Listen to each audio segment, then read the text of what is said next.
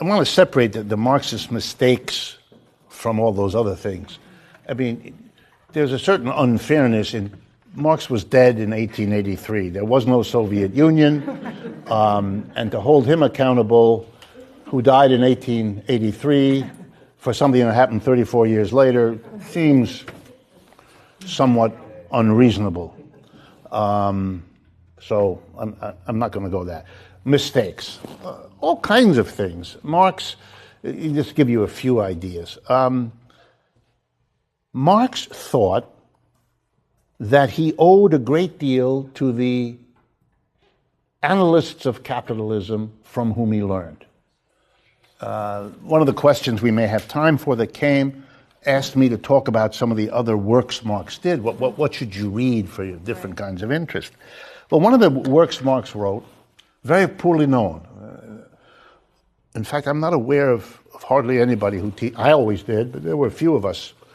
But Marx wrote a 3-volume work, not called Das Kapital, which is the famous one everybody knows, but called Theories of Surplus Value. Completely different work. Also 3 volumes, 3 fat books.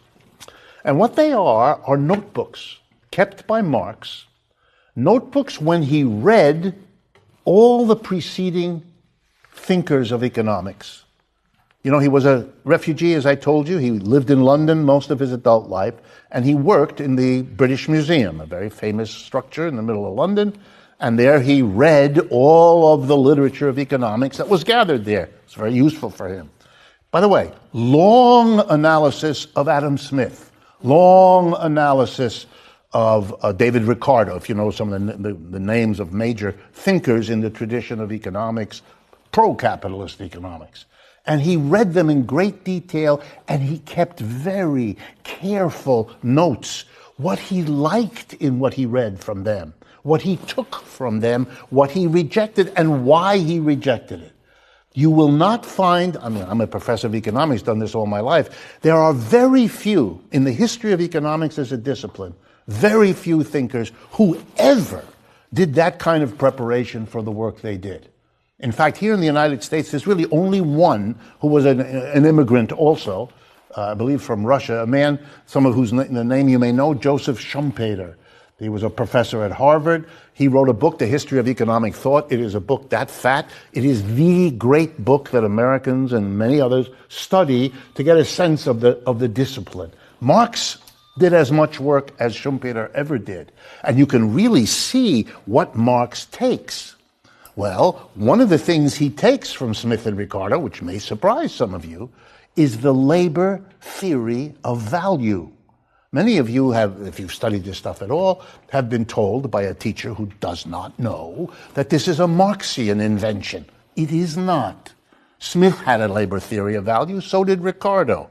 Marx liked that they did that. He took that from them, and he thanks them at great length in the theories of surplus value. He then did his own thing with it. He changed the theory for his purposes and used it in ways they didn't. But he acknowledges his debt to them.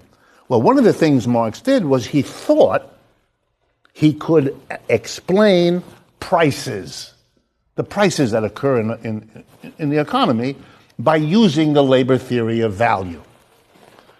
He didn't do it, he just thought you could do it. That's a mistake. You can't do that.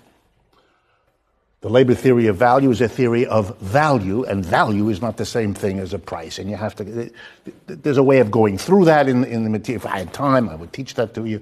I do that in my classes all the time. But he kind of mumbled these together. He wanted people to get excited about the theory of value, so he said it could help understand prices. And the reason he did that is because most people in his time, as in ours, think that explaining prices is what economics is about. That's what I was taught. Harvard and Yale, that's what economics is about. Explain why the price of a shirt is $3 and not $300. That's a big question. You know, if you live in a market economy where everything is a matter of price, you can see why people want to understand prices. It's kind of urgent. But that was not Marx's issue. He wasn't interested in studying prices. He was interested in studying capitalism as a system and change. So it was a mistake to go in that direction. Here's another one.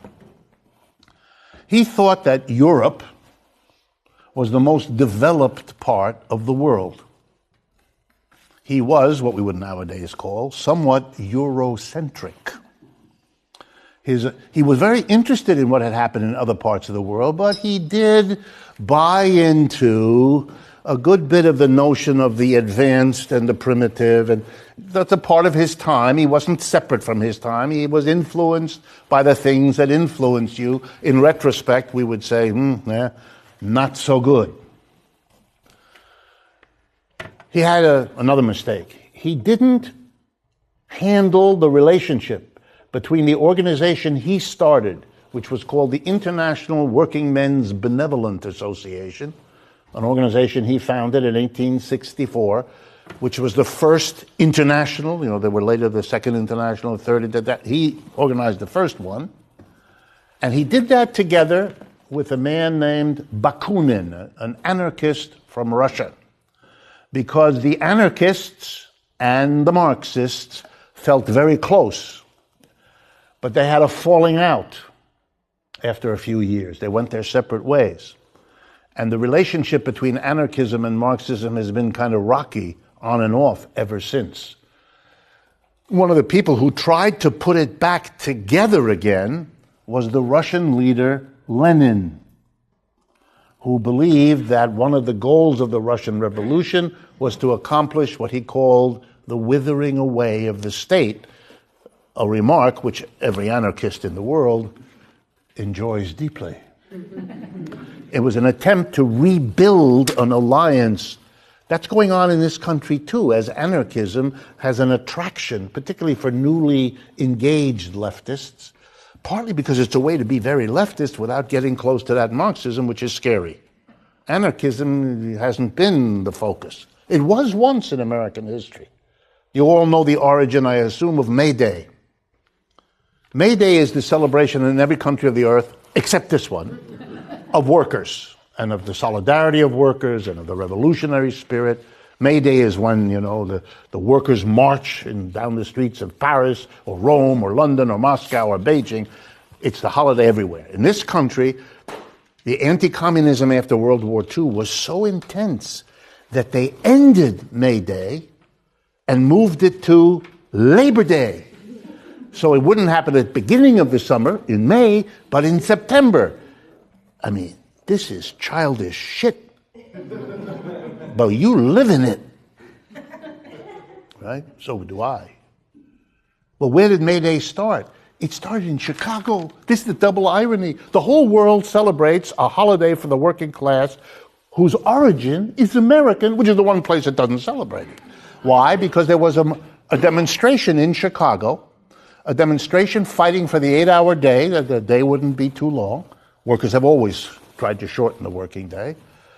And it kind of got out of hand, and a policeman or two were killed, and they arrested a whole bunch of anarchists and executed a number of them for that crime.